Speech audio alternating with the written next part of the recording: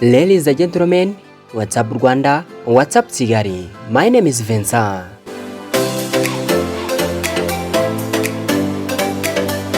Ishyano ryaguye abantu bahamutse ubwo bari barimo basura inyamaswa muri pariki, hanyuma inzoka iragenda iturira imodoka yabo. Nkuko uri kubona muri screen yawe uri kubona ukuntu byagenze, abantu benshi bagize ubwoba baravuga bati none siri shyamba barinzi abagaride ntago bari bazi ko habamo inzoka nk'izi ngizi z'inkazi, kuki bataziteye imiti? Ndebera namwe nkuko biri gucicikana ku mbuga nkoranyambaga, amafoto ndetse n'amavideo bari kugenda acicikana bakavuga bati ibi ni ibiki byabaye kuri iki gihugu, mu gihugu cya Kenya.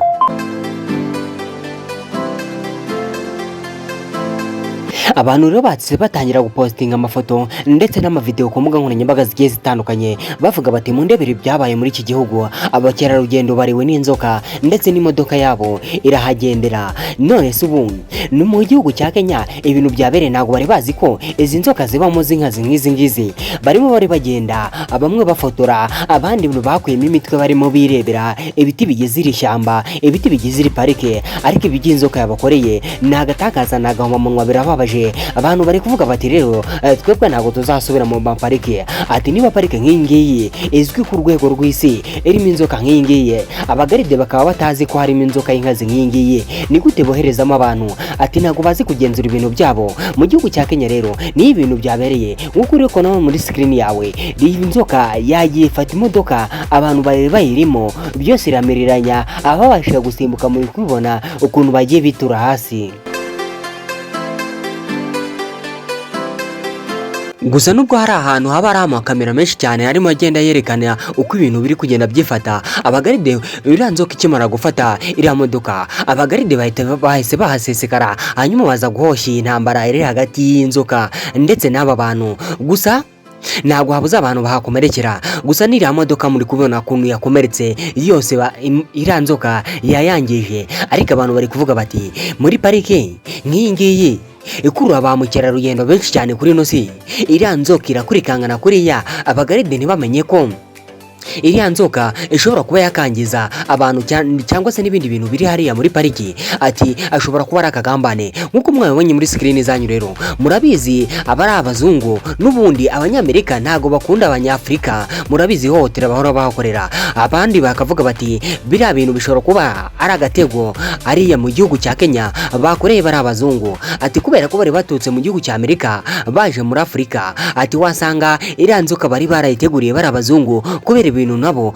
bagenda bakorera abanyafrika baba hariya muri Amerika. Ati rero abanyakenya nabo bakoze kari agatego kugira ngo nyine iriya nzoka arizo kubikora. Ati nta kundi kuntu babisobanura usibye nyine kuvuga ngo yari impanuka y'inyamaswa zahara muri parike.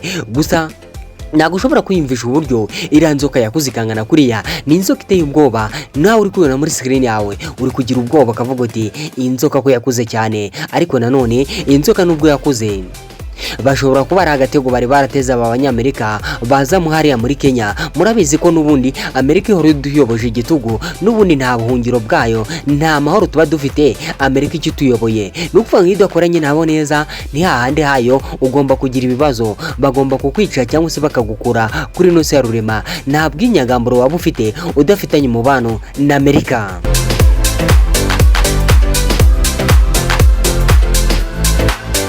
Ngaye nguko rero ku isi yose yahamutse evuga ati dore inzoka yari iherereye hariya mu ishyamba rya parike hariya muri Kenya. Ati Kenya izwi n'isi yose muri pariki nziza. Ati ariko iriya nzoka ihamuye abantu. Ati abantu ntabwo bazasubirayo kureba ziriya nzoka ndetse n'izindi nyamaswa ziherereye hariya muri ya shyamba. Ariko siriya nzoka twavuga ngo yavuye he? Cyangwa ni ya yindi yashutse Adamu na Eva? Twavuga tuti iriya nzoka yabaga muri ya shyamba, abakaba batari babizi, bakaba batari bazi ko bafite inzoka ingana kuriya. Inzoka yakuzi kwikojonjora wagira ngo niyo mu ishyamba rya Amazone riherereye hariya muri Brazil.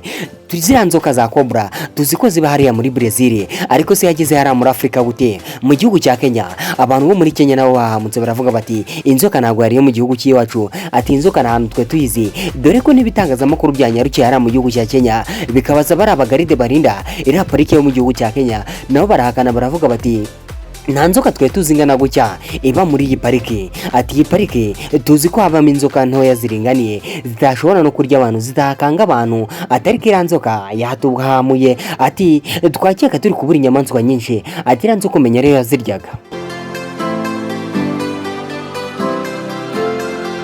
Ngayo nguko rero ibyo mu gihugu cya Kenya inzoka yakomeje guteza abantu ikibazo ku isi yose ya rurema, bose bari kugenda bayipostinga, abayivugaho amagambo menshi, abayipostinze bari kugenda babona views nyinshi kuri TikTok. Iyi video iri kugenda icicikanaho uburyo inzoka yafashe imodoka yarimo abazungu bari baje gusura hariya pariki yo mu gihugu cya Kenya, hanyuma irayifatishira mu kanwa kayo, irayiseseka. Abantu bamwe bakwira imishwaro, bamwe bitura hasi, abandi irabamira. Iriya nzoka iyimirana n'imodoka. Rero iriya nzoka nta kindi bayikorera uretse kuyica.